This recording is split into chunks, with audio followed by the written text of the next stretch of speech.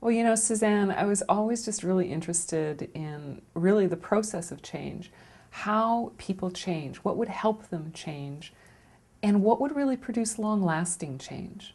I mean, when I think about that with just even some of my own struggles, you know, I became very curious about how I could overcome those, and then how could I help other people do that. So I suppose that's really what led me into psychology. It's fabulous. Ah, I mean, there's just that aspect of working with people. Often, people, when they come to see me, they're in distress. Not always, but often.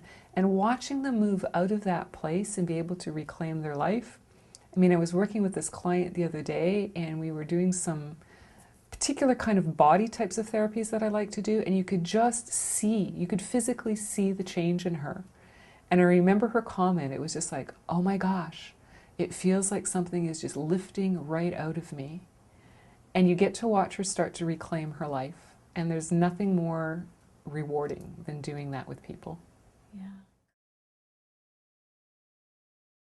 I really am. Again, when I think about some of my own struggles and things that I've done, what I've found is that the body-centered therapies really go in and produce a much more long-lasting change. The other talk therapies, they're great. They help people make sense of things, they're important, but to get that really deep, meaningful, long-lasting change, it's much more about being in the body. And really that just starts to tap into, you know, areas of our brain that talking just can't get to.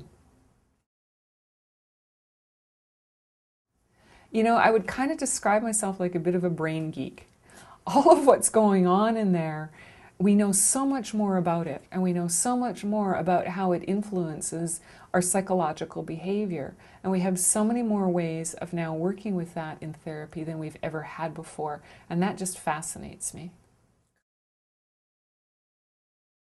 Oh yeah, it can be helpful for all kinds of things, from anxiety to depression, particularly with trauma. And again, you're just kind of watching people reclaim their life in a certain way. More so than if I'm just trying to manage my anxiety or I'm just trying to manage my depression. Things just start to change at a different level. If you can really get in there and work with somebody and you're prepared to do that work, you can really make, you know, much more effective change.